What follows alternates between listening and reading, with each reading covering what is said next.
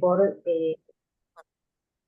psicopedagogía e investigación, que la dicté el cuatrimestre pasado, que, bueno, varias de ustedes me habían dicho que este año iban a cursar taller de trabajo final, así que probablemente nos estemos encontrando acá. Bueno, con Luciano y Silvia vamos a dictar la modalidad ensayo. Hoy vamos a ver algunas principales características del ensayo. Pero antes me gustaría retomar algunas cuestiones que mencionamos, que aparecieron en la clase anterior, que fue la primera clase, la clase de presentación, y que tiene que ver con el hecho, en primer lugar, de que hay dos aspectos que podemos distinguir, aunque sea de manera teórica, en el proceso de elaboración de este trabajo final, que son la investigación y la escritura. Sí que son dos aspectos que están entrelazados, pero también se distinguen. Y nuestro objetivo es aportarles herramientas para que puedan desarrollar ambas habilidades o competencias, que, y bueno, y probablemente durante el primer cuatrimestre trabajemos más en la elaboración con las herramientas de investigación, con la elaboración bueno, de un proyecto de investigación, eh, con las partes, con la confección del planteo del problema, la elaboración del problema, la confección del problema, el planteo de la hipótesis, quienes van a hacer un trabajo de campo, ese trabajo de campo, el diseño del trabajo.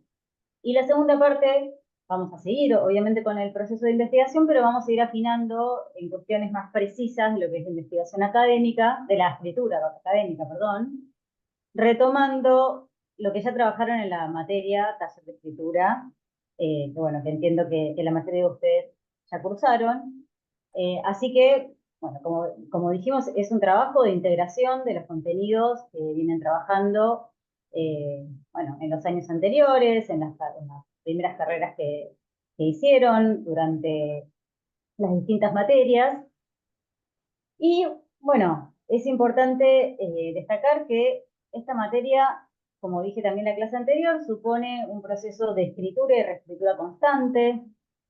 Tiene que tener como punto de partida lidiar con la idea de que un texto nunca está del todo terminado, que siempre tiene cosas por mejorar o por modificar, y que eso está bien, y que no es un producto de una falla que tengan ustedes o una falla que tengan las personas en general, sino que es parte constitutiva del proceso mismo de escritura. Entonces, las observaciones que les vamos a ir haciendo a lo largo de la cursada son formas de encauzar y de orientar sus trabajos para que se puedan adaptar a formatos nuevos, formatos con los cuales quizás muchos de ustedes no venían trabajando, y en definitiva también para que puedan hacer un aporte a la psicopedagogía, para que esos trabajos de alguna manera se luzcan y puedan constituir efectivamente un aporte al campo de la psicopedagogía. Entonces acá una pregunta importante en este aspecto es, bueno, ¿para qué escribimos? Todo texto se escribe pensando en un posible lector o lectora, se puede llamar, bueno, un lector modelo, y por lo general, digo por lo general porque no siempre y no en todas las materias es así, en la vida universitaria ese lector o esa lectora es el docente. Así que como estudiantes, escribimos para dar cuenta que leímos un texto, que comprendimos, que tenemos una visión crítica de ese texto, que podemos aplicar una teoría a un caso, bueno, y una variedad de cuestiones que se piden en la vida universitaria. Bueno, la propuesta de esta materia es cambiar un poco esa mirada y escribir pensando en un público más amplio y pensando en que nos puede llegar a leer otra persona que no sean solo los docentes para acreditar esta materia y recibirnos. Algo que yo siempre destaco de esta materia es que este trabajo es un trabajo de ustedes y para ustedes también. Digamos, no es que los demás trabajos de las otras materias no sean de ustedes, pero sí es una materia que implica un momento en el que pueden elegir un tema que les convoque, que pueden aportar algo a la disciplina, como decía antes, que es producto de muchos años de trabajo, de muchos años de estudio. Y creo que está bueno sentir ese orgullo de haber hecho un trabajo con el cual ustedes no solo nosotros y no solo el campo de la psicopedagogía, sino ustedes también estén orgullosos, orgullosas, que sea un trabajo que implique un interés genuino, un compromiso con cierta temática, quizás algo que ya venían pensando hace mucho tiempo, y que bueno, que este realmente sea el momento para que puedan hacer ese trabajo, y bueno, y atravesar todo este proceso que puede ser largo o que puede tener sus vaivenes, van a tener momentos en que van a sentir que todo fluye y por momentos que se van a sentir trabadas o trabados. Y bueno, ahí estamos los tutores y tutoras para poder ir orientando y ayudándoles a que puedan atravesar esos momentos y volver al cauce fluido, digamos, de alguna manera. Bueno, y algo que mencionábamos también la clase anterior, es que el campo de la psicopedagogía, el campo de la investigación en psicopedagogía es un campo que está creciendo, que necesita gente que esté interesada en poder investigar, en poder producir. Es una práctica bueno, que la realidad va haciendo que requiera, le va presentando nuevos problemas. Y si bien no es un requisito que ustedes publiquen su trabajo al finalizar la materia, creo que sí es una primera experiencia que puede resultar significativa, que puede ser el punto de partida para futuras investigaciones. Y es importante también aprovechar el hecho de que van a tener un tutor asignado que les va a dar un seguimiento personalizado y que quizás después, bueno, no siempre sea tan fácil, no digo que sea difícil, pero bueno, quizás a veces no es tan fácil acceder a ese tipo de tutorías, sino en el marco mismo de la universidad. Bueno, esto es una invitación a, a realmente tomar un compromiso con mi trabajo, a poder hacer esto que decía, un trabajo que se escriba pensando en que lo van a leer más personas que nosotros, que somos docentes y que les vamos a decir, bueno, aprobaron o no aprobaron. Bueno, y en línea con esto, me Pili, gustaría... déjame un cachitito, Sí, nada, o sea, no voy a decir nada que no hayas dicho, voy a reforzar un poco lo que, lo que dijiste, pero que es una operación compleja y que es importante que ustedes se posicionen como, digamos, como escritoras o como autoras y no como alumnas que están rindiendo un examen, ¿sí? Es decir, la posición de escritura de ustedes tiene que ser otra. ¿Sí? Tienen que ser autoras de un ensayo académico. ¿Sí? Y también la posición de lector, como decía Pili, también tiene que cambiar. Tiene que ser la posición de un... eh, usted tiene que imaginarse un lector, o le van a hablar a alguien que forma parte de una comunidad científica, académica a la que ustedes pertenecen. ¿Sí? Son colegas. De alguna manera, todo esto se vincula con lo que decía Pili al principio, y es que el texto que ustedes están escribiendo es la coronación de un proceso de formación que llevó varios años, en el cual ustedes convocan sus saberes pasados y también despliegan saberes que adquirieron para, digamos, eh, eh, para la ocasión, digamos. Ustedes reconstruyeron, cuando construyen un problema, reconstruye un estado de la cuestión, ¿sí? Que obviamente ese estado de la cuestión lo reconstruyen sobre la base de sus conocimientos anteriores. Así que bueno, esos tres elementos, es decir, la producción, la convocatoria a producir un texto, que es la coronación de un periodo de formación, requiere que ustedes se posicionen como autores, como autoras llamémoslo de una manera un poco pretenciosa, como científicas, como por participantes de esa comunidad a la cual le hablan. ¿Sí? Se tienen que creer eso, porque si se lo creen va a salir mucho mejor. ¿Sí? Bueno, eso, nada, ya lo había dicho Pete y yo lo refuerzo porque pasa muchísimo que los textos los escriben para que nos agraden a nosotros, o pensando en lo que nos gusta a nosotros, ustedes tienen que escribírselo a la comunidad. O sea, ¿la comunidad de qué? De psicopedagogos, psicopedagogas. O sea, la comunidad a la que ustedes pertenecen. Comunidad científica, digamos. Perdón, sumo algo porque hoy conversábamos en otra circunstancia en la universidad con una de las estudiantes y hablábamos algo de esto, ¿no? Que el texto no es que nosotros tenemos que compartir totalmente lo que ellas piensan, digo, pueden pensar diferente a lo que pensamos nosotros sobre determinado tema. Ahí está, por ahí era. Mientras esté bien sustentado, uno lo pueda fundamentar y pueda, digo, no es que nos tiene que agradar y nosotros vamos a decir lo que vos decís está bien o está mal. Digo, vamos a leer el trabajo y que esté bien armado y que esté bien sustentado, ¿no? Digo, después podemos diferir en lo que pensamos sobre los diferentes temas, ¿no?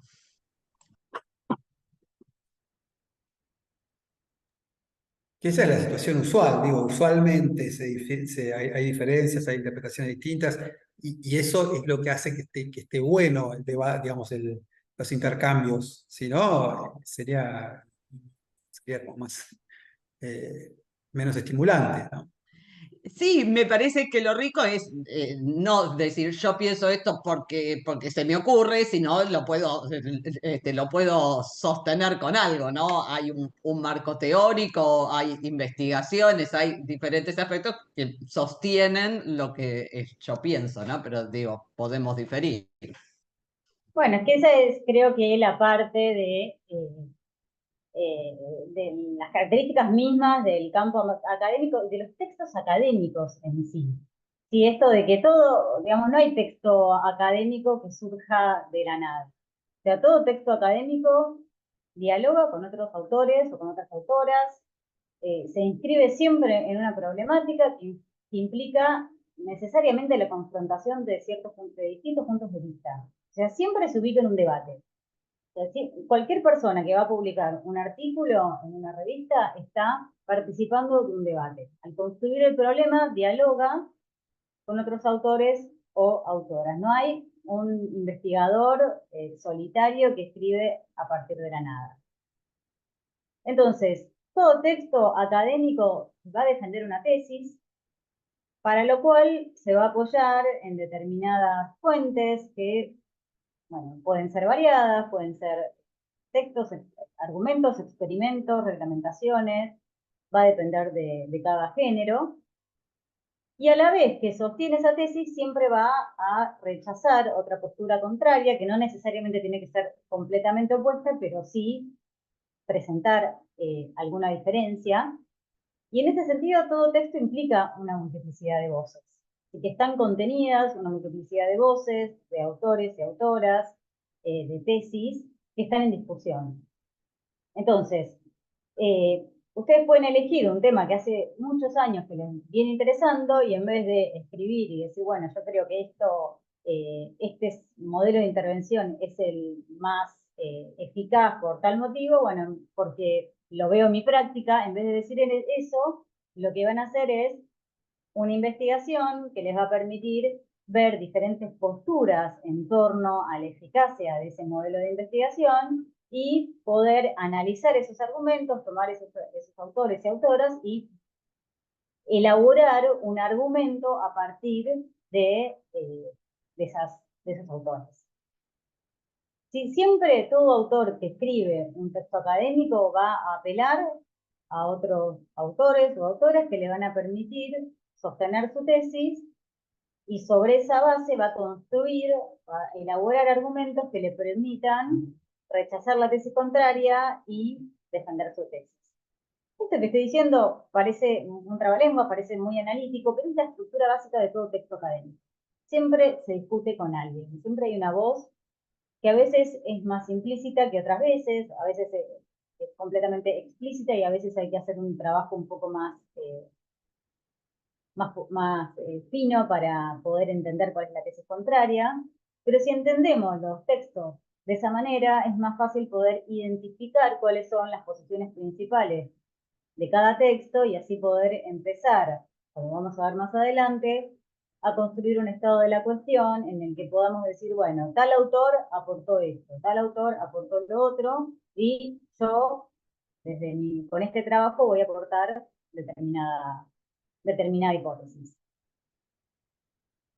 Bueno, en síntesis, con esto lo que quiero decir es que todo texto académico requiere tener un conocimiento del estado actual de las investigaciones sobre ese tema. Elijan el tema que elijan y elijan el género que elijan, van a tener que saber qué es lo que se dijo bueno, dependiendo del tema, pero como mucho los últimos 10 años sobre el tema. ¿Cuáles son las últimas investigaciones? Y así poder saber desde qué punto de vista relativamente original, novedoso, o qué aporte vamos a hacer a partir de lo que ya se dijo. Así como para evitar repetir o escribir algo interesante pensando que lo estamos diciendo por primera vez cuando ya lo dijeron. Y por otro lado, bueno, poder precisar desde qué punto de vista o qué es lo que le vamos a aportar a lo que ya se dijo. Entonces, para empezar a introducirnos en las características del ensayo, hay que mencionar una distinción que es, bueno, que no es tajante, entre lo que son las investigaciones teóricas o conceptuales y las investigaciones empíricas. No es una distinción tajante, como dije, pero para ordenarnos un poco podemos decir que hay trabajos que implican un trabajo de campo, hay investigaciones que implican un trabajo de campo, que supone el uso de ciertas técnicas como encuestas, entrevistas, observaciones, test, y otras investigaciones que no suponen un trabajo de campo, sino que lo que hacen es proponer una reflexión sobre teorías, conceptos, modelos de intervención, métodos de enseñanza, pero sin un trabajo de campo de por medio. Y esa va a ser, digamos, la diferencia más general con la que nos vamos a manejar, porque lo que vamos a proponer desde el taller que vamos a hacer con Luciano y con Silvia es un ensayo académico. Bueno, y antes de ir a las características del ensayo, quisiera compartir la portada de una revista española de psicopedagogía. A ver, ¿cómo puedo compartir? ¿Con el verde? Sí, sí, con el verde, botón verde.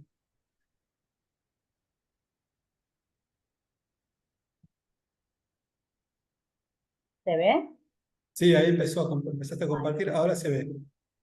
Subíla un poquito, porque no se termina de ver la tapa. Ahí. Un Igual poquitito ahí voy. más. Bueno, esta es una revista crónica, revista científico-profesional de la pedagogía y la psicopedagogía, es una revista española. Bueno, elegí este número porque tiene ejemplos de una investigación teórica y una investigación empírica. Y también para ir viendo un poco cuáles son los temas que se estuvieron trabajando, para ver la variedad de temas también, que se están trabajando en el campo de la psicopedagogía.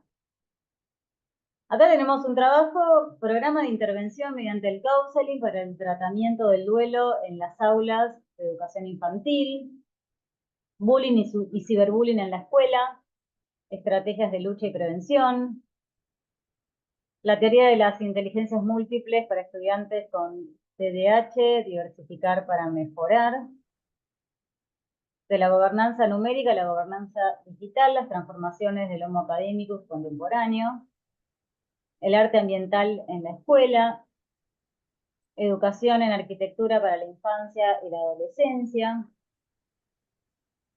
programa escolar para el desarrollo emocional en el tratamiento del cáncer infantil en el ámbito de la atención educativa domiciliaria, las terapias secuestres como complemento al aula y apoyo escolar, la dimensión socioemocional del profesorado, una conceptualización adaptada a la función docente, 3 factores esenciales en pedagogía hospitalaria, educando, educador y formación. Y por último, la formación profesional y el aprendizaje a lo largo de la vida para la inclusión educativa.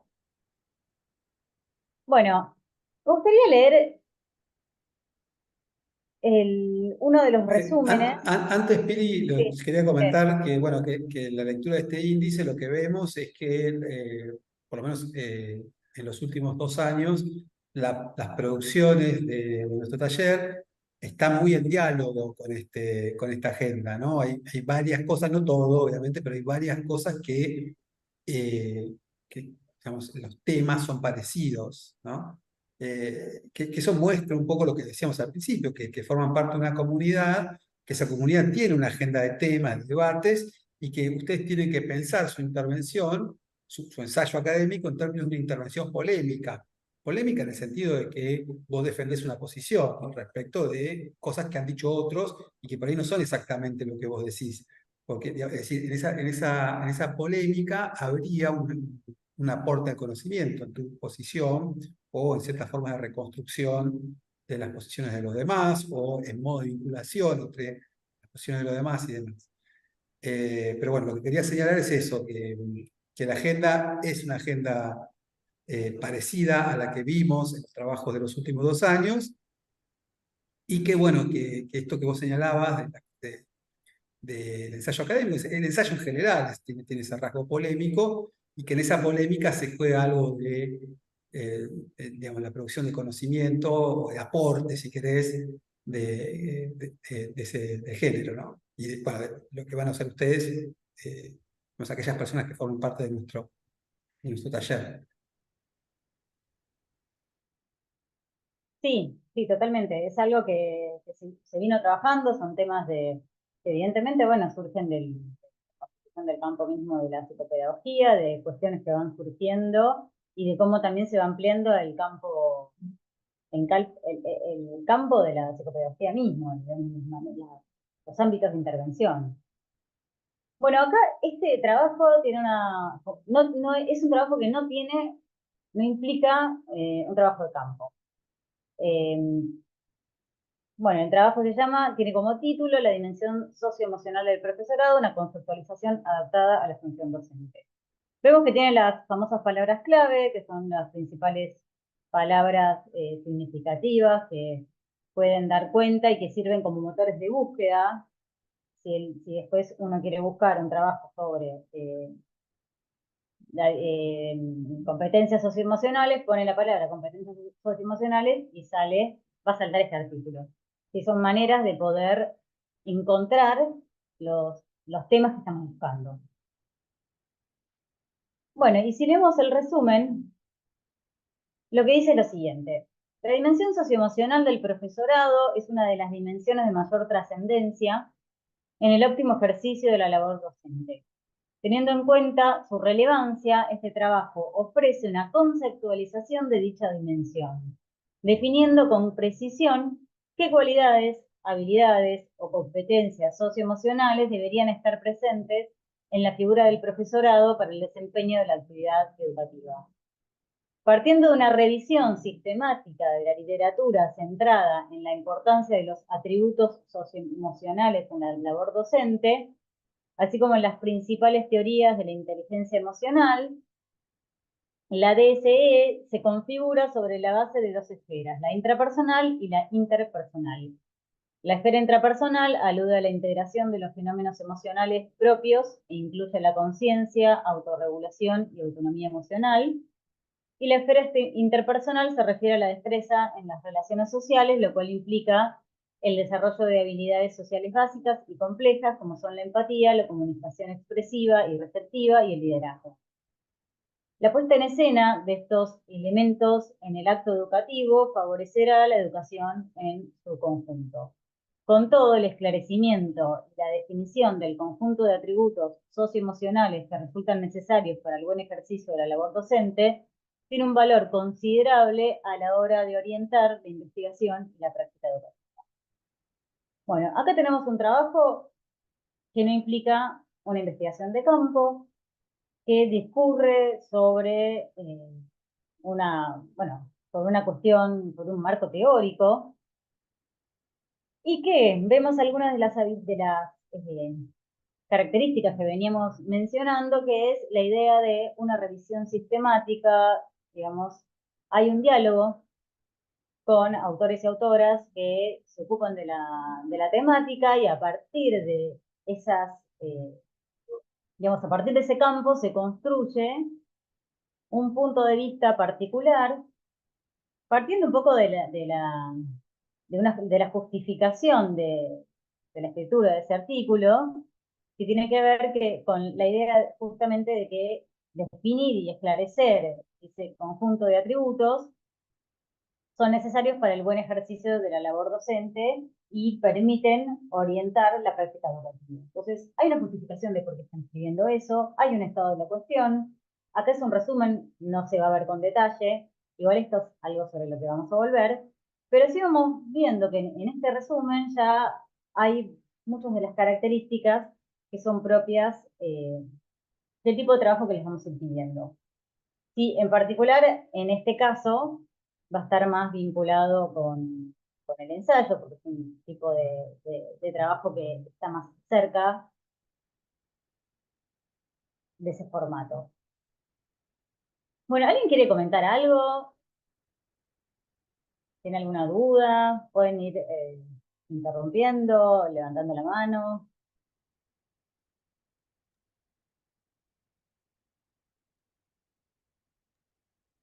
Perdón que sea siempre yo el que interrumpa, pero, pero nada, quería señalar, sacaste justo Ay, el bueno, resumen. ahí volver. Sí, porque una pavada es, pero ustedes lo primero que van a tener que hacer es elegir un tema y construir un recorte de ese tema.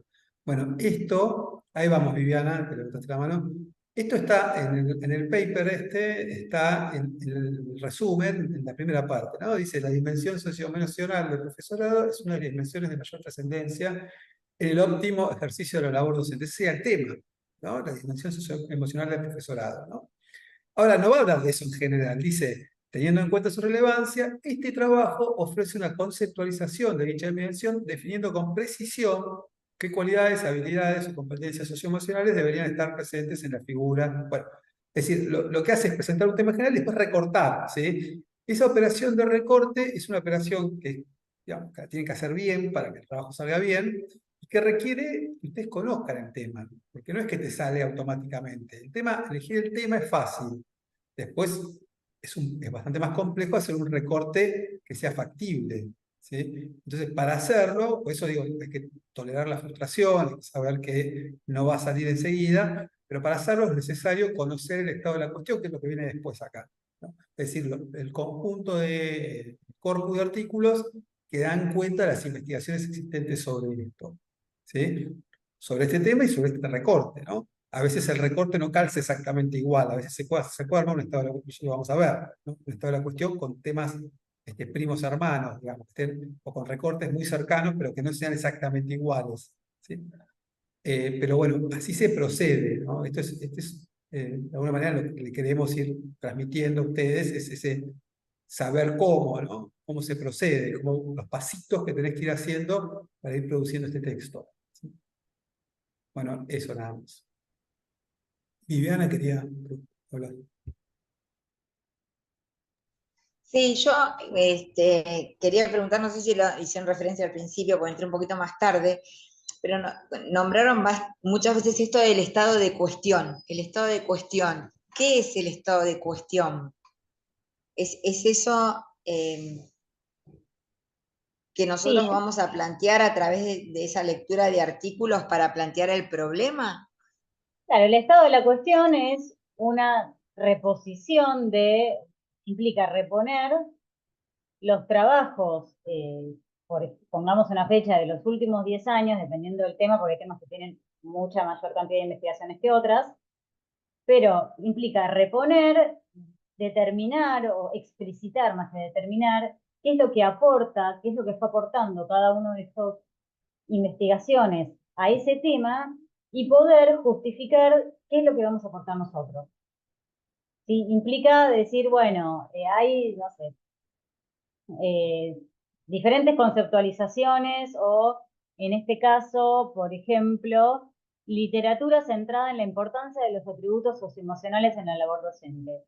Bueno, habrán algunos que digan que los atributos socioemocionales tienen determinada importancia, otros que tienen otra pondrá un foco en un factor por sobre el otro, y lo que va a tener que hacer, en este caso, esta autora, es empezar describiendo, igual es una descripción crítica, no es una descripción, una mera descripción, sino reformulando esas propuestas para poder dar cuenta, por un lado, que conoce el estado de cuestión, que conoce sobre los trabajos académicos que se hicieron de ese tema, y también a la vez justificar cuál es el punto de vista o qué es lo que va a aportar ella en medio de lo que ya se dijo.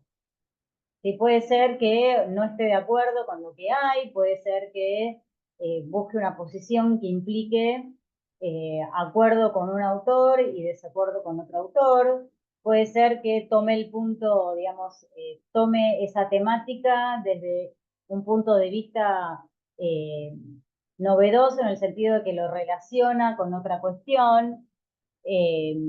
Bueno, acá hace una distinción entre la intrapersonal y lo interpersonal. Bueno, no sé, yo en específico de ese tema, no conozco de ese tema, no sé si propuso esa distinción ella, si la reformuló a partir de una distinción que había hecho otro autor. Pero bueno, ahí está. Aparte, además acá está diciendo que se basa en las principales teorías de la inteligencia emocional, ya está diciendo desde dónde se está parando. Entonces va reconstruyendo el campo para mostrar qué es lo que va a aportar ella. Ese es el estado de la cuestión. Igual vamos a volver sobre esto todo el tiempo porque esta es como la base de la construcción bueno, de la investigación. Así que esto es un poco más a modo introductorio. Perdón, una pregunta. No Gracias. levanto la mano porque no encuentro el icono en la pantalla, pero una consulta. ¿El estado de la cuestión sería lo mismo que el estado del arte o existe alguna diferencia entre estos dos No, son conceptos? sinónimos. El estado de la cuestión y el estado del arte son sinónimos. La diferencia sí sería con el marco teórico. Que bueno, eso también lo vamos a ver, pero estado de la cuestión y estado del arte se usan como sinónimos. Marta, Sí, ¿qué tal? Buenas noches. Se me vinieron un tsunami de preguntas, pero vamos a ver si las puedo ordenar. Porque estamos hablando de un ensayo, ¿no? Esto es como la introducción a un ensayo, ¿estamos bien? sí, esto es un tipo, en realidad lo que ahora les quería leer, un resumen sobre un trabajo que implica una investigación de campo para marcar las diferencias. Sí, pero Bueno. esto sí, sería lo más parecido a un ensayo. Bien, otra preguntita. Cuando estamos hablando del estado de la cuestión, yo tomé nota que es como explicitar los aportes que hicieron diferentes autores y uno tal vez sumar el aporte que uno quiere realizar, ¿sí?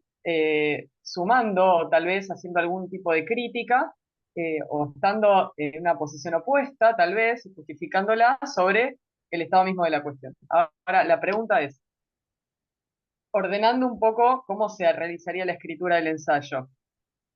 En el mismo estado de la cuestión es donde hay que dejar sentadas las bases del posicionamiento que uno toma sobre la escritura, o eso va luego, como para ordenar, Claro. digamos. Para ordenar, igual estamos adelantando un poco lo que viene después en la clase, Perdón. pero sí, para adelantar uno, digamos, el campo ideal de una introducción sería en un párrafo describir el problema, describir el tema, Tema. después plantear el problema, que implica una reconstrucción de una serie de cuestiones, después elaborar ese estado de la cuestión, donde, como decís vos, se sientan las bases para la propuesta que uno va a hacer, y después uno debería explicitar la hipótesis, decir, nuestra hipótesis de investigación es tal, tal y tal, y después, bueno, plantear los objetivos, el plan de trabajo, etc. Pero sí, todo ordenado a eso. Por eso hay que pensarlo Ok. como una especie de cono, desde lo más Claro, general a lo particular. claro. ¿A dónde querés llegar? Exactamente. Claro. Y en estas cuestiones donde uno, por ejemplo, no sé si me estoy adelantando, pero ya te digo, se me vino un tsunami de preguntas, como de repente. En estas Perdón, cuestiones. Marta, ¿te puedo interrumpir un segundito? claro. Porque no sé si yo te entendí mal o dijiste esto. Vos dijiste algo como que el estado de la cuestión era buscar todo lo dicho para yo después oponerme. ¿Dijiste algo de esto? ¿O yo lo Sí, sí. entendí mal? Bueno, No, ojo, no, yo dije, ojo, uno porque no puede es para estar, oponerme. Digo, yo voy a buscar lo que ya te he dicho sobre el tema. Algunas cuestiones las compartiré, otras no las compartiré, algunas cosas me servirán para sustentar mi postura, otras no. Digo, pero no es solo para oponerme a todo lo que ya está dicho. no, Es no, no, todo qué hay no, dicho no, sobre el tema, ¿no? Digo, claro, no, digo, porque es interesante esto que vos traes, porque digo, cuando yo voy a leer todo lo que hay, voy abierto a ver, bueno, a ver qué se dijo sobre esto, ¿no? exacto, Digo, porque si no, uno parte de una creencia y yo digo, esta creencia yo no la muevo para nada, yo voy a seguir creyendo esto, entonces digo, no, y es no sé, qué sé yo, capaz cuando leo todo digo, no, la verdad yo tengo que ir por otro lado porque lo que vengo pensando no es tal como yo lo vengo pensando. ¿No? Digo, esto me sirve claro, también para ir armando estas claro, ideas que... claro. Uno va construyendo el conocimiento de lo que tiene en función de todo el material que uno va leyendo. Y puede Exactamente, compartir, entonces, y puede claro, compartir habrá o cosas que no. las comparto, cosas que no, Ahí pero está, digo, bueno, ¿qué hay dicho sobre este tema? ahí No es está. solamente para, bueno, se dice esto, pero yo voy a decir lo contrario, no sé si voy a Claro, decir lo contrario o voy a decir lo mismo, digo, claro, y le sumo quizás alguna otra cosita nueva, ¿no? Pero no claro. es Yo creo para, Claro, que, sumar una variación, sumar una pequeña ajá, variación a lo que se dijo. claro, y Tampoco le le vamos a agrego pedir que algo, descubran América con el trabajo, sino simplemente claro. que hagan un trabajo académico, respetando todos estos formatos, todas estas normas, y Ujú. que, bueno, les permita revisar ideas a partir de todas las investigaciones que está ahí hechas. ok. Y tomando lo que decía Silvia, que me parece, si te escuché bien, Silvia, sumar variables. Estas variables claramente van a tener que estar fundamentadas y justificadas, ¿no es cierto? Claro. Perfecto. Listo. Creo que por ahora no tengo más preguntas. Yo creo que Gracias. lo fundamental para pensar cualquier trabajo, digo, vayamos por el estilo que vayamos, que esto no es, a mí me parece que yo creo que, y no hay nada que me sustente mi teoría. Digo, yo creo que el miércoles llueve. Digo, y bueno, ¿y qué me sustenta mi teoría de que el miércoles quizás llueve? Bueno, no sé, tengo el pronóstico, tengo no sé, el servicio meteorológico. Digo, hay algo que a mí me va sosteniendo lo que yo voy creyendo, porque si no, digo, lo digo yo porque sí, y no es esto, digo, tengo que Claro, tener claro, algo que a mí me va sustentando lo que yo voy opinando, ¿no? Lo que yo claro. voy No, diciendo. no aplica el me pareceísmo, como digo yo. No, No no, aplica. Claramente no. que no. No es serio en una escritura, en un ensayo, en una tesis final. No es serio. Claro, Está bien, es comprendo esto. perfectamente. Yo Es puedo otra creer forma de lo empezar que a pensar. quiero, yo puedo creer lo que quiero sobre determinado tema, siempre y cuando tenga algo que a mí me sustente lo que yo estoy diciendo. ¿No? Claro, perfecto. Entiendo Porque sí, perfectamente. sí, Gracias. no es porque sí. Muy bien. No, y también muchas veces pasa que, por ejemplo, yo puedo desde mi práctica decir, bueno, tal método de enseñanza, sí, de aprender a leer y a escribir, es mucho más efectivo porque lo veo en mi práctica.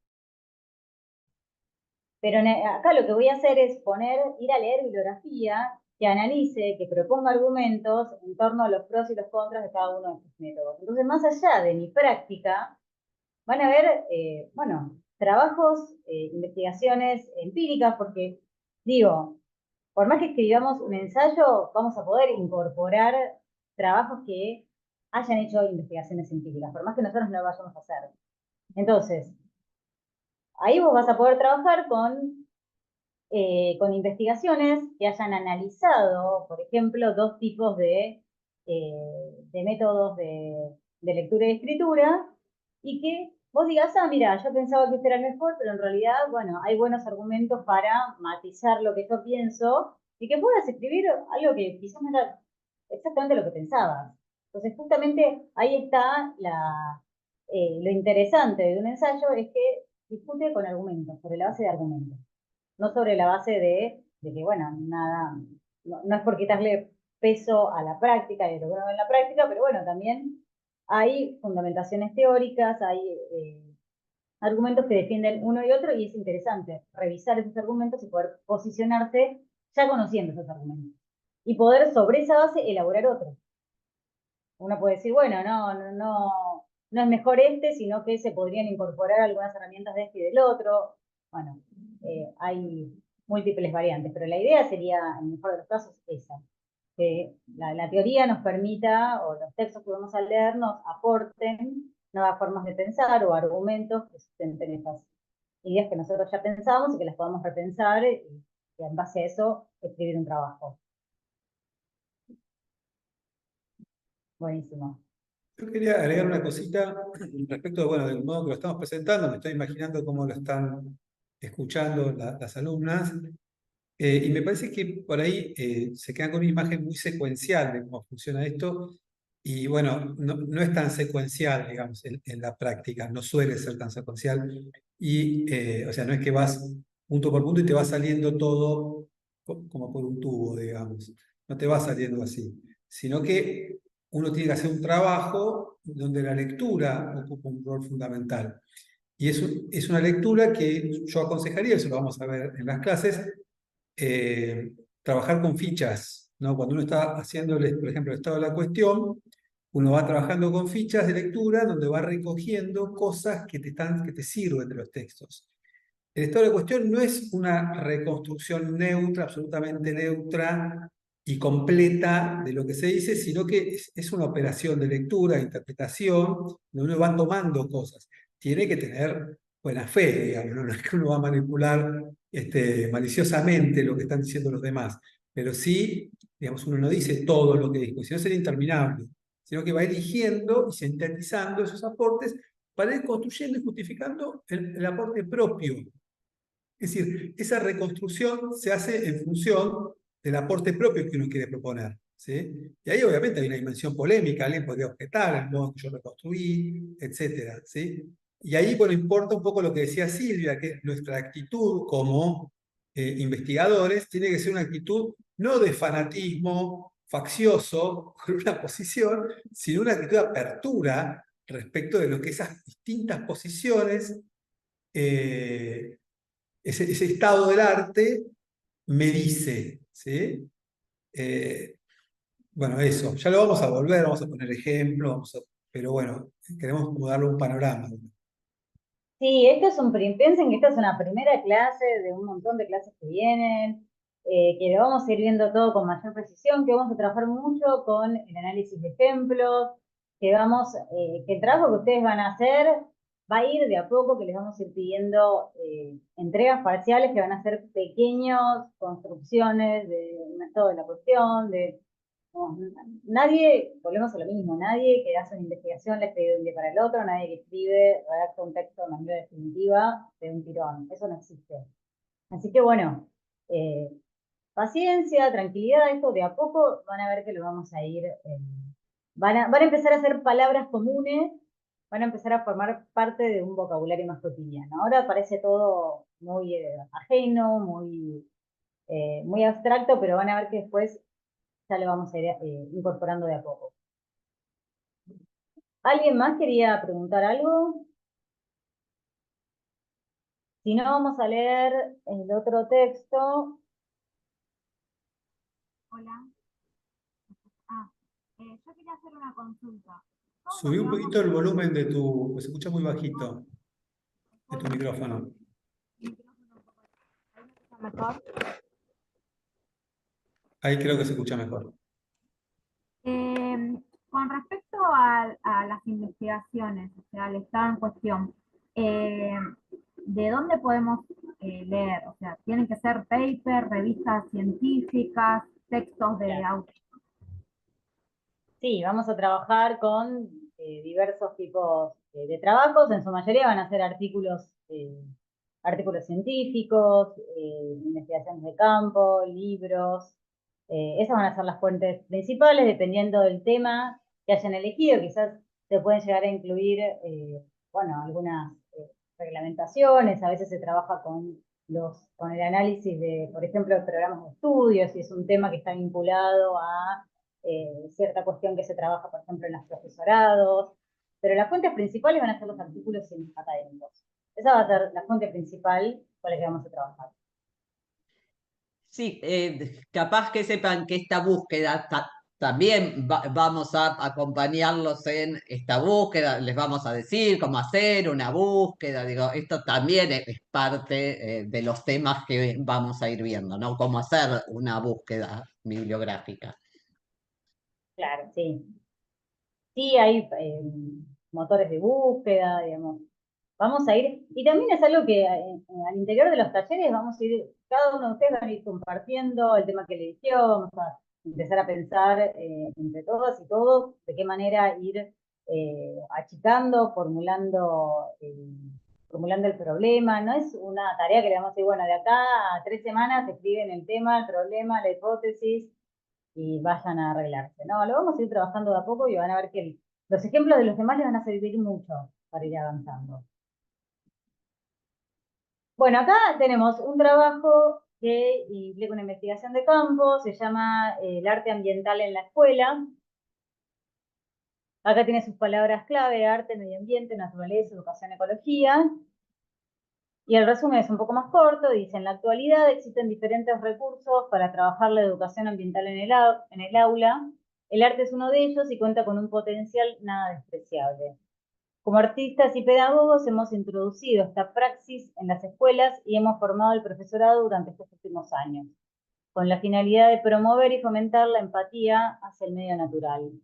Basándonos en un sondeo realizado entre los participantes de los talleres que fueron impartidos en este artículo, recogemos los resultados y concluimos que verdaderamente el arte ayuda en los desafíos ambientales, siempre y cuando juegue un papel más importante dentro de la educación obligatoria.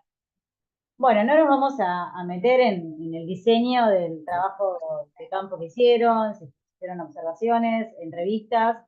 Eso ya va a quedar para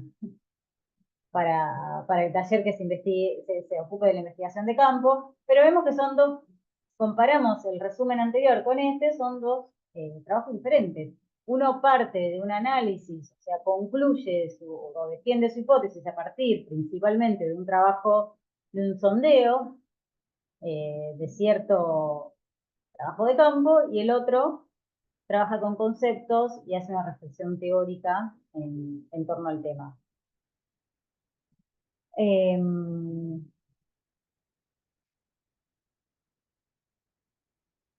Bueno, no sé si tienen algún comentario sobre estos trabajos, algo más alguna duda, algo que quieran aportar.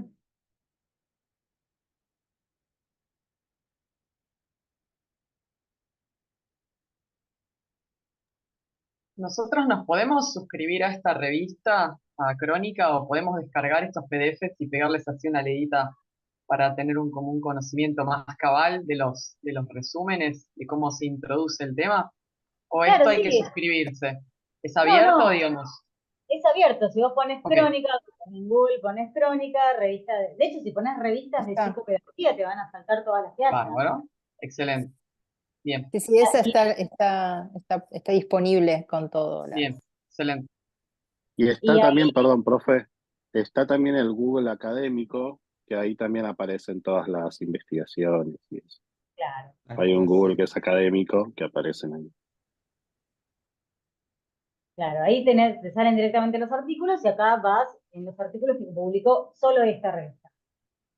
En Google Académico te googleas por tema y vas directamente y te van a aparecer todos los artículos que se hayan escrito sobre el tema. Por eso son importantes las palabras clave, porque uno puede encontrar un artículo a través de las palabras clave que tiene cada uno de los trabajos que se publican. Como es todo un sistema de reglas que tiene el mundo académico que ordena y ayuda a que investigadores e investigadoras puedan acceder a ese material. Bueno, este es del número 20, es del año pasado, pero tiene los últimos números.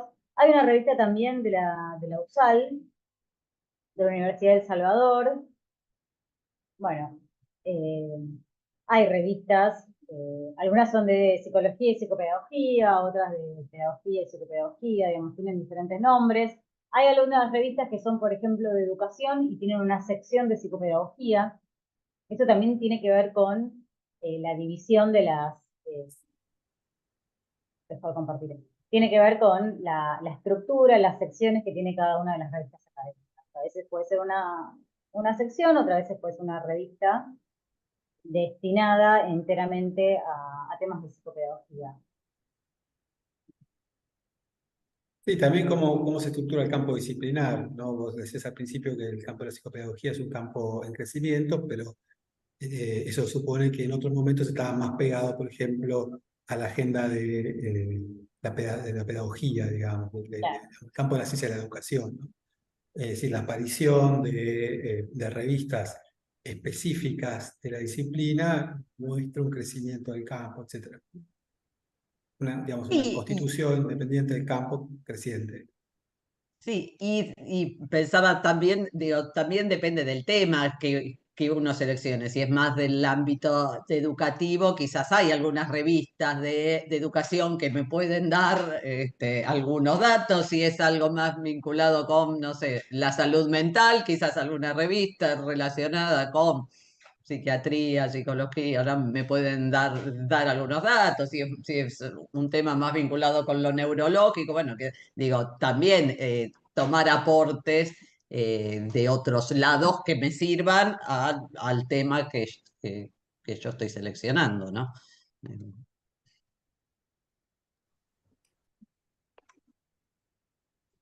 Sí, después vamos a ver que hay varias maneras de poder encontrar estos artículos. Hay páginas de Facebook que se llama Psicopedagogía en PDF, Psicología en PDF. Bueno, eso lo vamos a ir viendo a lo largo de las clases, pero hoy por hoy tenemos la suerte de que es relativamente fácil encontrar. Antes había que ir a una biblioteca, buscar la revista. Ahora la tecnología nos permite que nos ahorremos ese trabajo de ir físicamente a todas las bibliotecas a buscar los textos que necesitamos, hacer esa búsqueda presencial. Vamos a tener clases sobre búsqueda bibliográfica, sobre buscadores especializados, eso, quédense tranquilas que todo eso lo vamos a trabajar.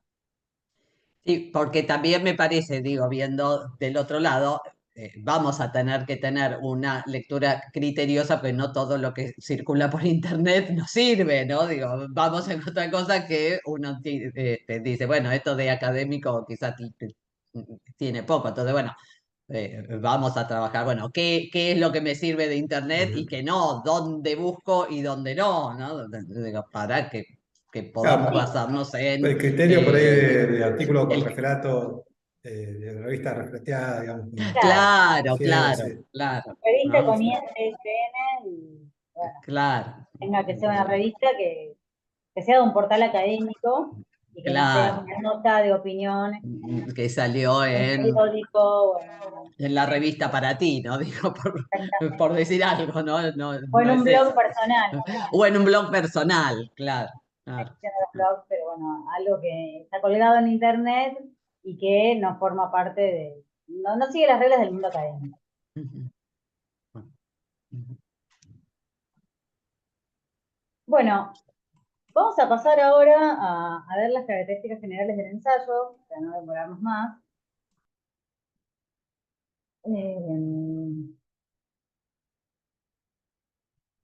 No.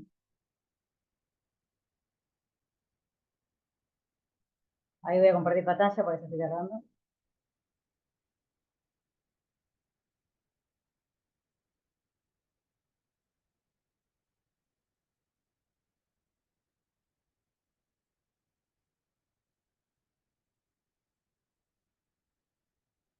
¿Se ve?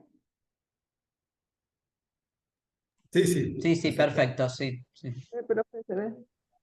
Bueno, gracias. Bueno, las características generales del ensayo, muy, muy generales, es más o menos lo que veníamos mencionando. Se parte de un estado del arte o un estado de la cuestión, son sinónimos sobre el tema. Se elabora un problema sobre la base de lo que ya se investigó. sobre ese trabajo y se propone una hipótesis a defender mediante la bibliografía trabajada. O sea, la hipótesis no se va a defender, no se va a contrastar, por decirlo de alguna manera, con los hechos, como sería en el caso de un trabajo de campo, sino que la manera de defender esa hipótesis va a ser los textos mismos, los argumentos, los trabajos que se hicieron sobre ese tema. ¿Sí? Esa va a ser la manera de poder defender nuestra hipótesis, que es a través de la elaboración de argumentos apoyados sobre estos trabajos académicos. Entonces, el objetivo principal de un ensayo es instalar un debate y hacer reflexionar a quien lee para aportarle una mirada, una perspectiva nueva. No tiene que ser algo completamente novedoso, pero sí algo que sea una perspectiva que sea nueva en relación a lo que ya se dijo. Bueno, su estructura y, bueno, es completamente argumentativa, y para que un texto no sea solamente descriptivo y sea argumentativo, se va a requerir de una serie de recursos argumentativos que les vamos a ir viendo más adelante, que tienen que ver con la comparación, bueno, con el análisis, la ejemplificación, la refutación, que todos esos los vamos a ir viendo más adelante. Vamos a usar ejemplos para poder entender a qué nos referimos cuando hablamos de una refutación. Bueno, estas serían las características generalísimas del ensayo. ¿Sí? Es una reflexión teórica por el hecho de que no hace un trabajo de campo, no se apoya en un trabajo de campo. Trabaja con bibliografía y elabora argumentos a partir de esa bibliografía. Pili, déjame reforzar una cosita que por ahí aparece mucho en los trabajos. Cuando nosotros hablamos un poco de estrategias argumentativas, lo proponemos, bueno, de alguna manera reflexionamos o explicitamos modos de argumentar usuales, ¿sí? Pero ustedes piensen que nosotros, las personas, tenemos una capacidad argumentativa espontánea, por decirlo así. O sea, sabemos argumentar, ¿sí? Los chicos de 4 años saben argumentar, ¿sí? Nosotros también, digamos, es algo espontáneo. En todo caso, y obviamente esa espontaneidad argumentativa va a aparecer en nuestros ensayos. Esto lo digo básicamente para que confíen en sus capacidades argumentativas, porque lo que suele pasar cuando reconstruimos estas estrategias argumentativas, que son explícitas, digamos, que explicitamos cosas que hacemos espontáneamente, lo que suele pasar es que después la gente cuando escribe el ensayo se encorseta y dice, no, tengo que usar una reducción al absurdo. No, y ahora una definición, y ahora una comparación. Bueno, en realidad tienen que argumentar. Eso es lo que tienen que hacer, tienen que argumentar bien. Si se traban, si tienen dificultades, bueno, ahí pueden pensar, digamos, estas reconstrucciones que nosotros proponemos no son, digamos, no son un deber ser, no son algo que ustedes tienen que hacer para aprobar el ensayo. Son ejemplos, son herramientas que les proponemos, que por ahí ya usan espontáneamente, pero que por ahí les sirve reflexionar sobre eso para mejorar sus prácticas de escritura, ¿sí? Pero tengan esa relación instrumental con esto. No es algo que deben tener no tiene que haber una reducción al absurdo en todos los ensayos. Digo. Nada, es un poco para que ustedes aprendan qué están haciendo cuando están argumentando, ¿sí? Pero no es que la relación sea más que instrumental. ¿Se entiende? Sí, son marcas que nos permiten diferenciar un texto meramente descriptivo con un texto argumentativo. Y volvemos al comienzo. Nosotros les decíamos, no es el objetivo que ustedes nos muestren a nosotros como docentes que leyeron, que entendieron. No, la idea acá es que hagan un trabajo. Y ese trabajo requiere o comparar, o ejemplificar, o, bueno, son operaciones que ayudan a que ese texto descriptivo se convierta en un texto argumentativo, que puedan poner a dialogar a dos autores sobre el mismo tema, que puedan posicionarse a favor de una tesis y en contra de la otra, con esta estructura que les proponemos, que es la reducción al absurdo, que implica, de alguna manera, llevar al absurdo la posición contraria a la que quiero defender. Hay diferentes maneras de hacer esa reducción al absurdo. Está la que es completamente estructurada y hay otras que en realidad todo el tiempo estamos haciendo reducciones al absurdo. Entonces, quizás nosotros tenemos que, como docentes, explicitar este tipo de operaciones para que ustedes cuando se traban digan, ah, bueno, pero hay comparación, estoy construyendo un argumento o estoy describiendo lo que dijo el autor sobre el tema y después describiendo lo que dijo el otro y no hay conexión entre esos dos textos que escribí. Bueno, hay maneras para que esos dos textos descriptivos que escribí puedan entrar en diálogo. ¿Sí? Pero bueno, todo esto es una práctica de escribir y reescribir y muchas veces pasa que leemos textos que en el fondo nosotros sabemos a dónde quieren ir, pero no llegaron a ese lugar y entonces lo que le vamos a hacer es decirles, bueno, mira, pon esto acá, pon esto allá, cruza esto con esto y te va a quedar un texto completo. Yo sé que querés ir para ahí, pero bueno, como que todavía no lo llegás a poder explicitar. Bueno, acá volvemos un poco a lo que decía recién Silvia, de qué leemos en Internet. Y esto nos sirve pensar que hay distintos tipos de ensayo, justamente porque el género de ensayo es como uno de los más abiertos y muchas veces se presta a confusiones. Por eso le decimos académico y no un ensayo de divulgación, un ensayo de prensa, puede ser un ensayo periodístico. Es un ensayo académico porque se publica en revistas académicas, porque para argumentar tiende a usar pocos recursos literarios. Por ejemplo, un recurso literario de un ensayo literario sería, por ejemplo, una metáfora. Bueno, acá no vamos a usar metáforas. Vamos a usar otro tipo de estrategias. Y lo que va a hacer un ensayo académico es discutir con ideas, con propuestas de otros autores o autoras. En cambio, un ensayo de divulgación no se publica en revistas académicas, sino que se va a publicar en libros, con el formato libros, puede aparecer en páginas web. Y este tipo de trabajo suele tener un estilo más abierto, más libre, y bueno, hablar con una subjetividad mucho más presente. Yo lo pienso como capas de ropa o capas de cebolla. Está la subjetividad en el centro. Bueno, ¿cuántas capas le pongo? Bueno, para un ensayo académico le tenemos que poner varias. Necesitamos autores, necesitamos toda la cuestión. En un ensayo de divulgación uno se puede sacar varias capas y hablar de una manera como más libre, siempre y cuando tenga una escritura linda. Puede trabajar con mayor libertad que en un ensayo académico. Pero nunca perder de vista que está la subjetividad, que hay alguien elaborando y reflexionando sobre una cuestión. Y después tenemos el ensayo en la prensa, o el ensayo periodístico, que suele abordar temas de actualidad, a veces tiene un componente didáctico para poder dar a conocer ciertas cuestiones a quienes leen por los temas que aborda. Por ejemplo, hoy, bueno, sí, la cuestión política siempre hay muchas cosas que reponer ante un público que por ahí no sabe de economía, no sabe de cuestiones políticas y vemos que esos ensayos reponen con pocas palabras y de manera lo más transparente posible una situación que es mucho más compleja de explicar porque tiene fines, quiere ser comunicable y acá volvemos a el público lector o el lector modelo. El lector modelo es un público amplio, una persona que puede no tener ningún tipo de conocimiento y que va a leer un ensayo sobre una cuestión más que implica muchos conocimientos que no tiene. Por eso va a estar escrito de esa manera. El ensayo académico está orientado a un público especializado, a un público que produce ciencia. Entonces respeta ciertas normas y ya sabe dónde ir a buscar. Va a ir a buscar las revistas académicas que tengan ese formato.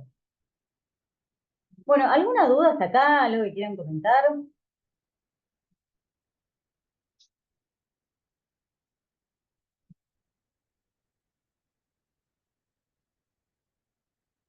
Bueno, seguimos entonces. Bueno, ya que nadie habla, voy a hablar yo. No, Dale. bueno, no, Mejor lo único que quería decir es que uno puede imaginar un ensayo académico y un ensayo de divulgación con el mismo autor. Es decir, que Claro. el autor es el mismo, pero el público es distinto, y por lo tanto se escribe distinto. El ensayo académico es un ensayo dirigido a los colegas, a la comunidad científica a la que uno pertenece, y el ensayo de divulgación es un ensayo que tiene un público interesado, pero no especialista. ¿Sí? Eso cambia digamos, la retórica, la lógica incluso de presentación. La lógica de la prueba, la idea misma de prueba que aparece acá, está como mucho más lavada diluida en el caso del ensayo de divulgación, porque de alguna manera es la firma la prueba de eso que se dice. En cambio, en el ensayo académico no importa quién lo firma, bueno, no debería importar quién lo firma. Lo que importa es la prueba, de alguna manera, el argumento. ¿Sí? Así que bueno, acá se ve la importancia, cómo la manera en que uno construye el lector impacta en el texto que estamos escribiendo. ¿Sí? Incluso podríamos pensar el mismo contenido escrito de dos maneras. ¿Sí? Como ensayo académico y Perdón, como ensayo de divulgación. Sí, y el ensayo académico, digamos que lo que el autor tiene en cuenta es como muchos saberes previos y los da como conocidos, digamos. Como que el público ya maneja ese vocabulario y esos conocimientos. Claro, el tema es que tiene que explicitar que ella leyó a tal autor y que lo va a tomar o lo va a rechazar o lo va a matizar. Lo que no puedes pasar por alto. Yo puedo escribir un ensayo sobre, no sé, la docencia universitaria desde mi experiencia de una manera completamente, no sé, puedo escribir un ensayo en la prensa hablando de una reflexión sobre la docencia universitaria en la actualidad, sin citar a nadie o citar a Aristóteles si lo quiero citar, y elaborar una serie de reflexiones para un público muy amplio. Y otra opción que tengo es escribir más o menos lo mismo que pienso, pero a través de un ensayo académico donde yo pueda decir, bueno, se han realizado determinada cantidad de estudios sobre la enseñanza universitaria, hay diferentes opiniones y yo me voy a posicionar en esta. O yo, para demostrar mi hipótesis, voy a tomar el concepto de enseñanza de tal autor, voy a apoyarme sobre las conclusiones de otro autor en relación al alumnado universitario y voy a tomar de allá otro autor para agregarle una variable de análisis. O sea, eso es lo que yo tengo que hacer. No lo voy a escribir de manera completamente libre, sino que tengo que decir de manera explícita. Es como si me tuviera que justificar. Perfecto, gracias. No, nada, tiene que ver con los derechos de autor, digamos, como uno no, con sí, con la propiedad de las. No sé si la propiedad exactamente, pero quién es el autor. La idea de autor es una idea de, bueno, de original, digamos, hay una idea sí, de propiedad en el sentido simbólico claro. de eso de esa idea, digamos. Claro, quizás digo, estaba pensando en esto que decía Juan, quizás en esta diferencia de vocabulario que uno utiliza, quizás en el académico, como va a la comunidad académica, sí haya ciertos términos que vos ya des por sentado que el lector conoce. ¿No? Digo, que es Claro, a eso me diferente refería. quizás si escribieras para otro público donde hay ciertos términos que se los vas a tener que explicar porque no los conoce. Entonces, ahí sí hay una diferencia en el vocabulario, ¿no? Como que va a cambiar la modalidad del discurso va a ser diferente de acuerdo al público para el que escriba. Sí, sí, el O para que él vaya a vocabulario leer. que voy a utilizar, el modo en el que voy a dirigirme, digo, la profundidad del tema quizás hasta que le voy a dar, ¿no? Si es para alguien de la comunidad científica o es para una revista que lo lee todo el mundo, cualquiera, ¿no? Entonces, digo, ahí va a haber esas diferencias. Claro, el público al que yo escribo me condiciona en lo que yo voy a escribir y de la manera que lo voy a escribir. Yo más que condiciona, lo que te Condiciona, diría es, en esto de cuando uno escribe, tiene en mente a alguien a quien le escribe, yo a claro, ese otro a quien le escribo ya le presupongo un universo de significados. Digo, Claro, ese otro eso. que me lee, yo digo, bueno, ya esto seguramente lo sabe, entonces no se lo explico. Digo, esto lo hacemos todo el tiempo. Si yo acá ahora les digo, le subimos un trabajo para la semana próxima, yo ya doy por sentado que ustedes saben que se lo subimos al campus virtual, que es un trabajo de esta materia. Entonces, hay cosas que no las explicamos porque ya se las presuponemos como saber al otro. Entonces, el lenguaje que voy a utilizar depende de esa presuposición que yo hago de lo que el otro ya sabe o no sabe, ¿no? Entonces, digo, acá también es muchas veces donde se producen los malos entendidos. Yo le presupongo al otro que sabe algo y ese otro no lo sabe, entonces no me entiende lo que... Pero siempre le presupongo cierto saber al otro. Entonces, hay cosas que no las voy a explicar porque ya se las presupongo. Entonces, ¿qué presupongo dentro del ámbito académico? Va a ser diferente a lo que presupongo dentro del ámbito periodístico. Sí, pero le presupongo al otro ciertos saberes. Bueno, y antes de seguir con las características del ensayo, algo que me parece muy interesante compartirles es un formulario de evaluación de un artículo académico. Lo que hace una revista cuando recibe un artículo de algún autor o autora es buscar dos personas que sean conocedoras de ese tema y les dice, bueno, léeme este artículo y dame una evaluación sobre ese artículo, siguiendo determinados criterios.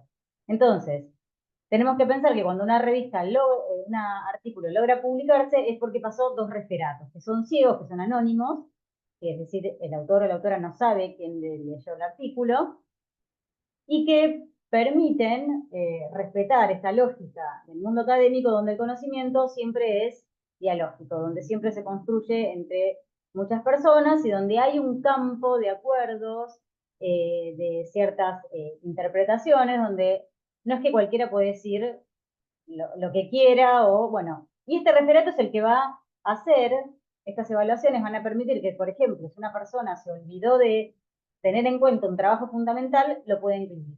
Entonces, después, la persona que mandó el artículo recibe esas dos evaluaciones y que, bueno, que determinan si se aceptó o no se aceptó, si se aceptó con variaciones, si se acepta con modificaciones importantes, con modificaciones menores o solo con sugerencias, o se rechaza. Pero es interesante porque nos dan una mirada muy clara de lo que se pide en las revistas académicas. ¿Se ve? Sí.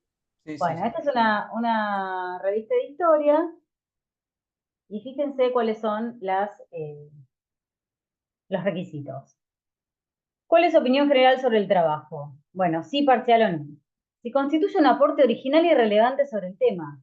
O sea, eso implica que si alguien escribió algo que ya dijo todo el mundo, no se lo van a aceptar, porque no aporta nada, no dice nada nuevo.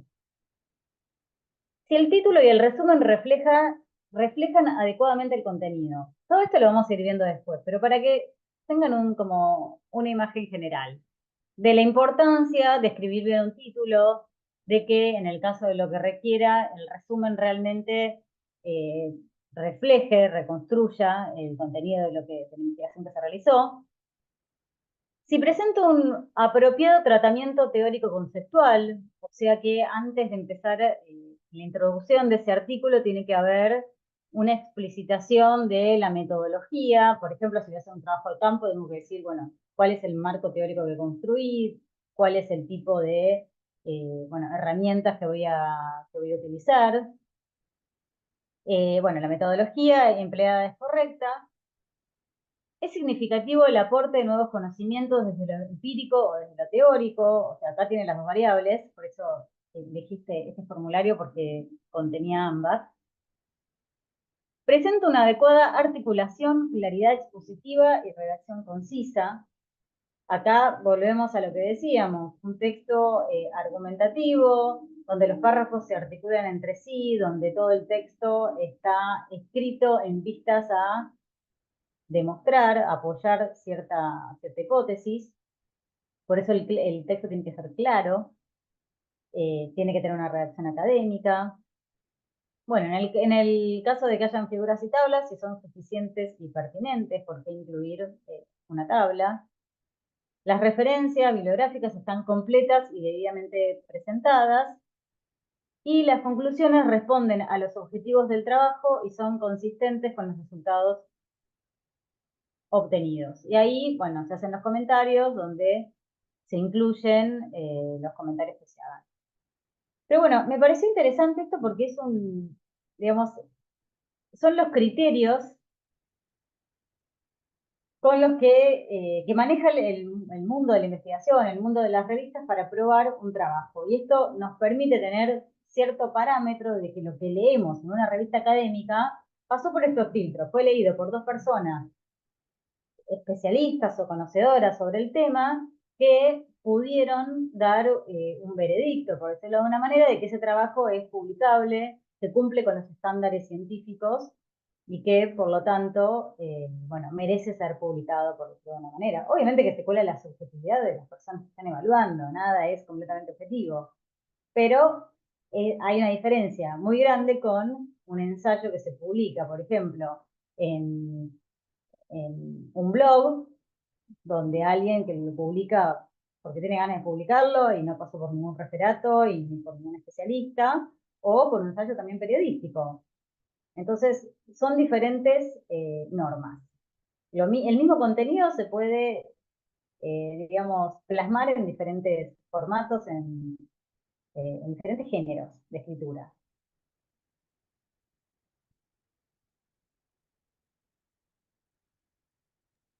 Es de alguna Bueno, manera como un tamiz, ¿no es cierto?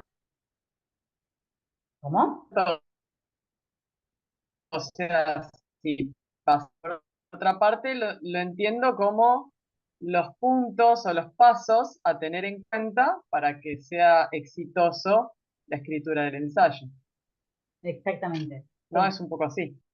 sí, exactamente. No, pero es interesante ver qué es lo que se mira del otro lado, porque son normas que están bueno, sí, están explícitas, pero en definitiva se está mirando eso. Y una de las cuestiones para saber si es novedoso o no es novedoso lo que se dice o aporta algo, es que haya tenido en cuenta todo el estado de la cuestión sobre el tema y que haya construido bien los demás puntos. Va, construido bien en el sentido de acorde a las normas de la escritura académica, que es una forma entre tantas otras.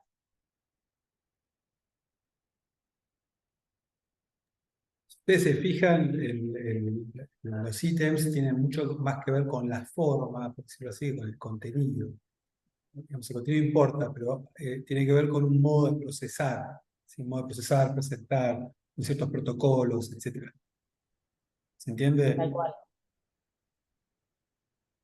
Sí, es que todo siempre es cuestión de aprender normas. O sea, pasa en la vida universitaria, que quizás una persona ingresa en la universidad y, no sé, le fue mal en un examen y dice, uy, no puedo con esto. En realidad es aprender las reglas de la vida universitaria. Cómo se escribe o cómo se responde un parcial, cómo se prepara un oral. Son todas reglas. En realidad nadie nace sabiendo eso. Uno tiene que tener en claro qué es lo que se espera del otro lado para poder hacerlo, para poder adecuarse a esa forma. Todo el tiempo estamos aprendiendo normas en las que nos movemos en distintos ámbitos de la vida, de comportamiento, de escritura, de todo tipo, de cómo estudiar. No es lo mismo cómo se estudia en la escuela, de cómo se estudia en la universidad. Y bueno, pasa por eso, por conocer qué es lo que se espera, por aprender esas normas y tratar de adecuarse y seguirlas.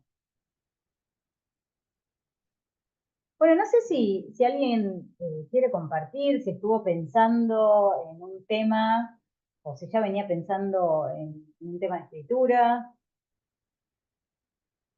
¿Hay alguien que la A mí se me tenga? ocurrió algo. Sí, Cuando hoy estaban cuando hoy vos comentabas una problemática, digamos, como para repensar, se me cruzó, digamos, una idea que tenía que ver con algo que vi yo hace un tiempo acá con mis hijos, que estaba relacionado con el método, digamos, actual de lo que es la división. Esto que se resuelve mediante la descomposición.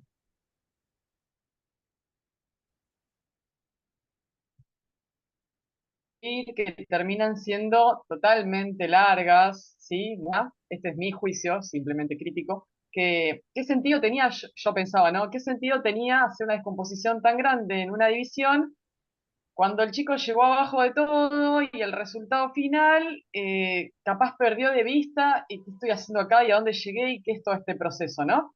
En una edad de, qué sé yo, cuarto año, cuarto grado, estamos pensando, entre 9 años tal vez, me parecía a mí que por ahí el desarrollo estructural, neurológico que tiene un niño para abordar la complejidad de lo que tiene que ver una cuenta de vivir, estaba como muy entrelazado con la complejidad de la cuenta.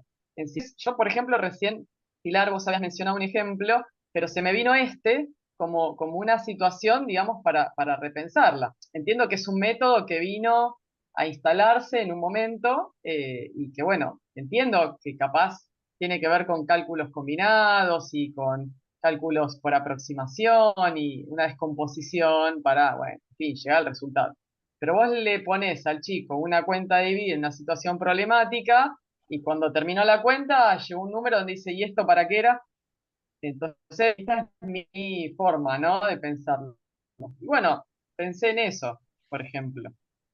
Sí, ahí yo pienso varias cosas en esto que vos decís. Vos empezaste diciendo, yo lo vi con mis hijos, digo, digo, una de las cosas que vamos a tener que pensar es, ¿esto es generalizable primero a muchos niños o le pasó, no sé, no conozco tus hijos, nada, ¿no? Digo, pero, o le pasa solo a mis hijos, digo, porque ahí me cambia el panorama. ¿Es algo que yo voy a poder generalizar o es una experiencia que me pasó a mí con uno? No.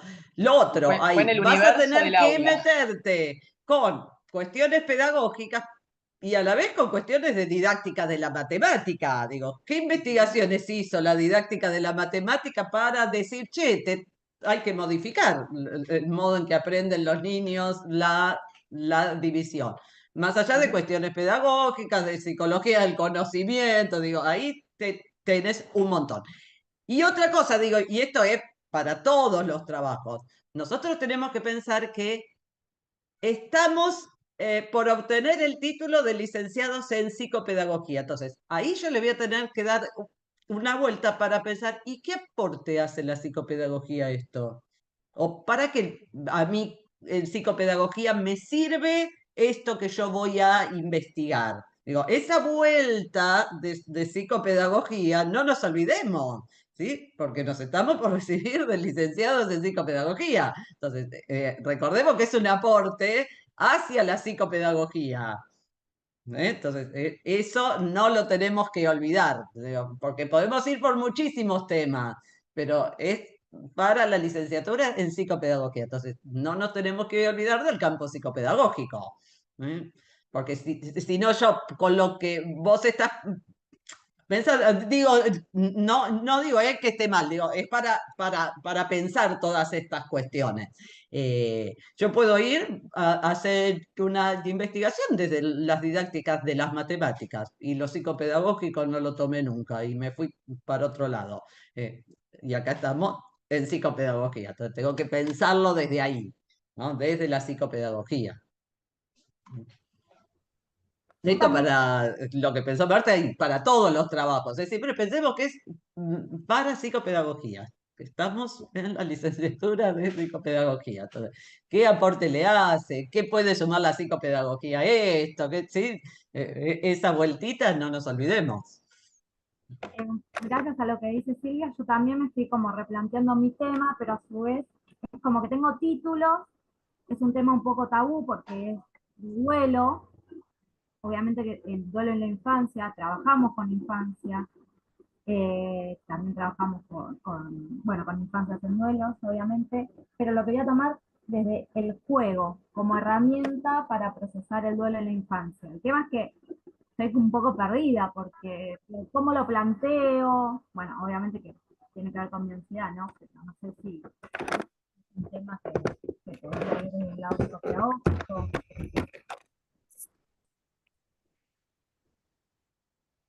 Sí, bueno, ahí vamos a tener que ir conversando estos temas como para ver desde la psicopedagogía, ¿no? Digo, ¿qué le Por- aportamos a esto? ¿O qué tiene que ver la psicopedagogía en esto? Claro, porque es un per- tema más de psicología, pero bueno, también como psicopedagogos trabajamos con el duelo. per- Perdón que un pequeño comentario en relación a lo que se viene planteando. Digo, teniendo en cuenta esto, también tenemos que pensar que es muy probablemente los temas que nosotras vayamos pensando ya hayan sido abordados casi de la misma manera. Entonces ahí está lo que hablábamos hace un momento del estado actual del arte. Entonces, a lo mejor hay trabajos que ya dan cuenta de estos mismos temas. Entonces, por eso es tan importante la búsqueda bibliográfica y poder desde ahí empezar a pensar si es un tema que va a aportar algo o si es algo que ya está descrito y entonces por ahí lo que hacemos es como, bueno, una revisión bibliográfica de cómo se escribió, desde qué autores, desde qué parámetros, desde qué conceptualizaciones teóricas, y ahí se puede armar ese diálogo bibliográfico. Pero no nos olvidemos de pensar en eso, que tenemos que indagar mucho sobre qué es lo que ya está hecho en relación a esto que podemos estar pensando, porque a lo mejor nosotros tenemos como una mirada sesgada creyendo que esto no lo ha escrito, nadie se puso a pensar en esto, y a lo mejor ya hay otros que lo pensaron también. Digo esto para ir viendo lo importante de lo que se planteó hoy, de la búsqueda bibliográfica y de tener presente siempre qué otra evidencia hay sobre este tema.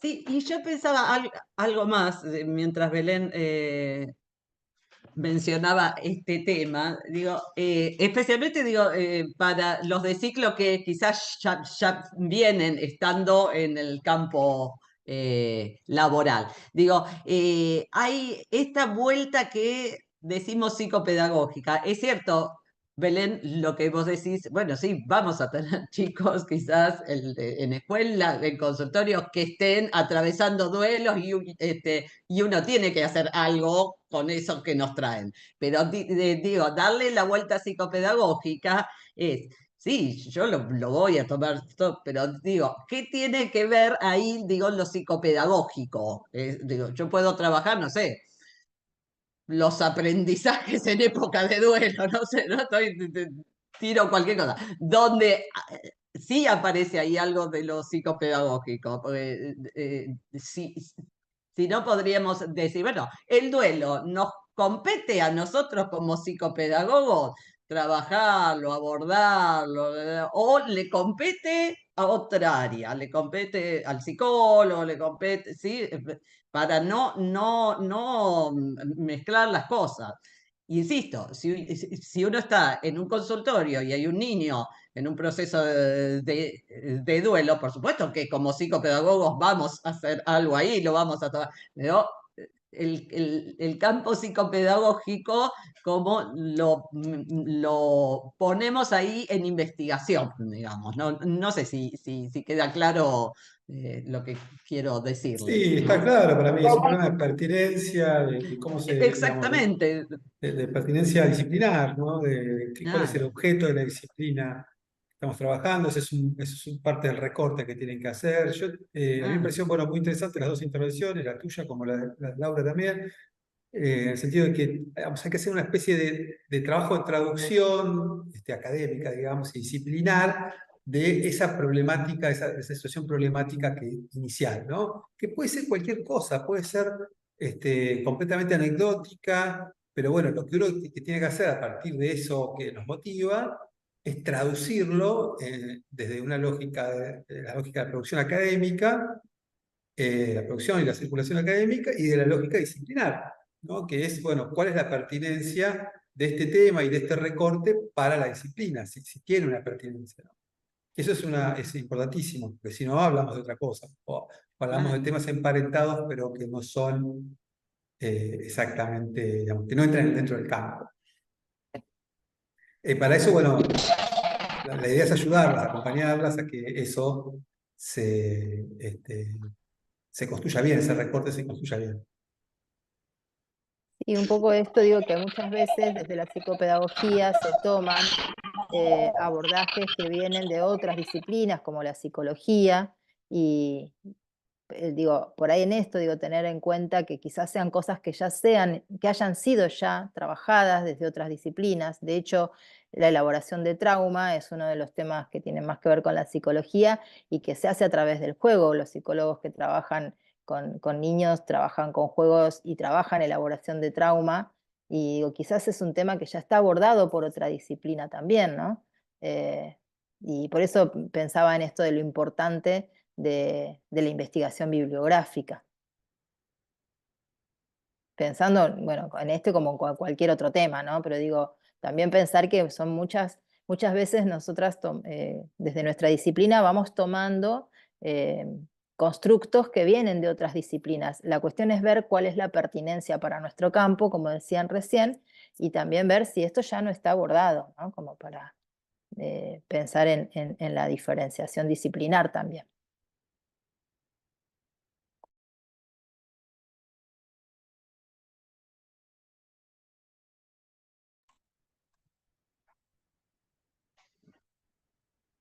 ¿Alguien más viene pensando algo o no? Perdón, sí, acá en el chat dicen que hay una alumna que no puede volver a entrar porque se le corta la señal. Sí, sí.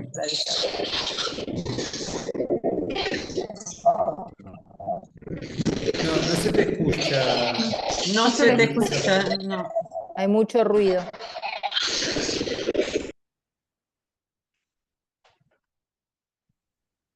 Puedes escribir en el chat, si no. Mm.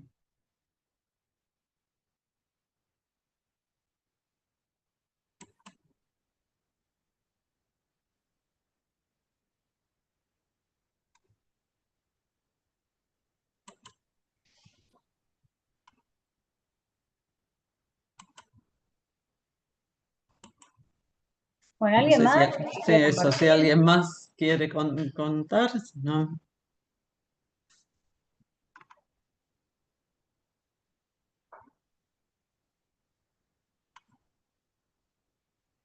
Viviana está hablando, pero yo no Viviana, la si escucho. estás hablando no se te escucha, ¿eh? Está no está silenciada, pero igual no se la escucha.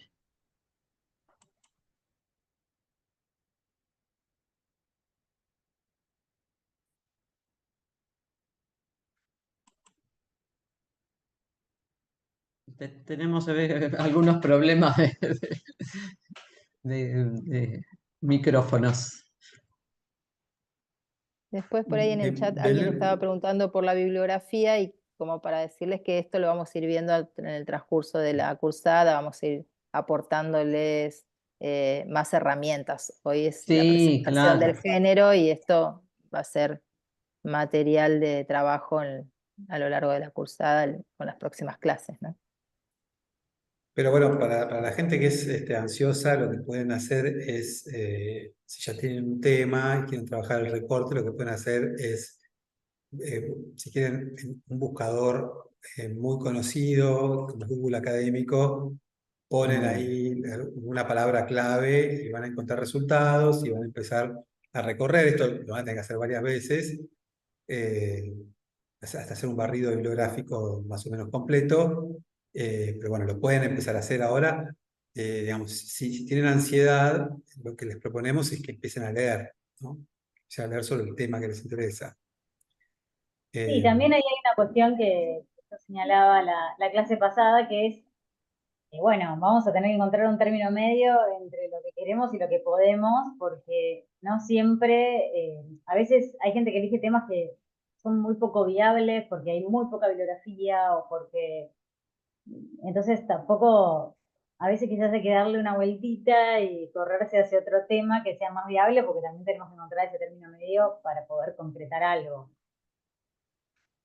Entonces también, si ustedes ya vienen pensando un tema, pueden empezar a hacer esa búsqueda bibliográfica y ver, bueno, cuánto se escribió, qué tan viable es, si encuentran bibliografía, o si toda la bibliografía que encuentran es, no sé, de psicología y no hay ni una relación con la psicopedagogía. Bueno, empezar a indagar un poco en cuánto hay, quizás encuentran sus ideas representadas en algún autor o no. Bueno, pueden hacer un primer sondeo para ya ir pensando en algo más concreto, pero es la primera clase que tenemos, así que queda un montón de recorrido y vamos a ir viendo. La clase que viene vamos a verlas, vamos a ir más a lo preciso, a las partes del ensayo, qué partes tiene que tener un ensayo. Vamos a trabajar con las estrategias de argumentativas, vamos a analizar ejemplos, vamos a volver sobre esto de las revistas. Y bueno, y después, cuando ya nos dividamos en grupos, vamos a empezar a trabajar de manera más individual, con los trabajos particulares de cada uno de ustedes, así que va a ser un trabajo digamos, con tutorías, ¿no? Va a ser un trabajo que vayan a ir a la deriva, que con 2 clases está, vamos a ir a pedirles un trabajo que esté por fuera de lo realizable. Y también que cada una de las entregas que le vayamos pidiendo es parte del trabajo final que van a hacer. Entonces es una manera de ir avanzando de a poco con supervisión, con acompañamiento. Así que implica trabajo, sí, implica tiempo, porque leer implica tiempo, implica sentarse y leer, no hay otra manera. Eso es lo que, la particularidad de esta materia, que implica mucho tiempo de leer, mucho tiempo de elaborar, de reescribir, pero si ese trabajo es constante, digamos, con esfuerzo y disciplina, se logra.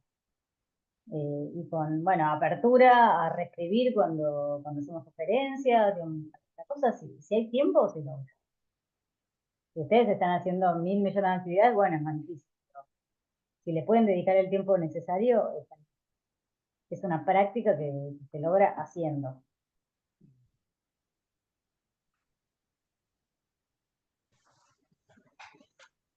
Otra pregunta el comentario de, no sé si estoy pronunciando bien tu nombre, Pulixa, es un nombre vasco, me parece.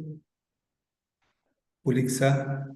Segovia dice, mi pregunta está orientada a cómo acompaña el nivel secundario en el proyecto de vida de los estudiantes en relación con el proceso de orientación vocacional y laboral.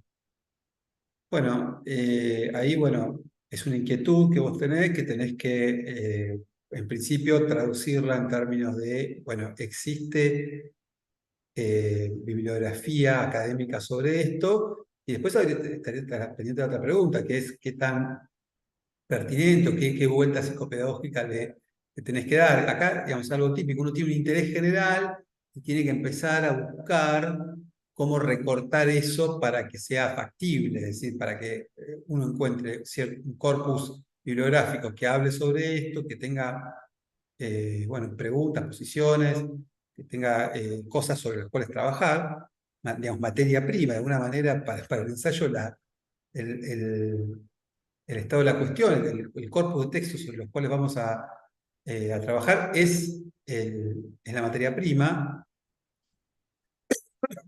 Y después está la pregunta que planteaba Silvia hace un rato, ¿no? Que es, bueno, ¿cuál es cómo vas a justificar la pertinencia de este tema como un trabajo final de psicopedagogía?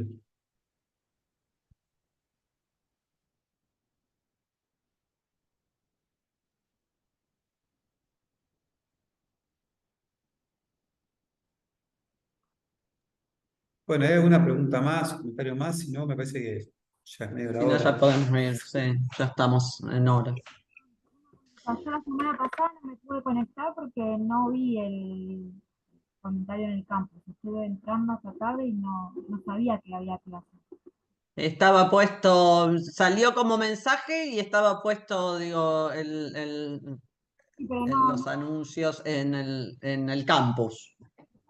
yo mandé mail también a de psicopedagogía, no me respondieron, cuenta como una falta.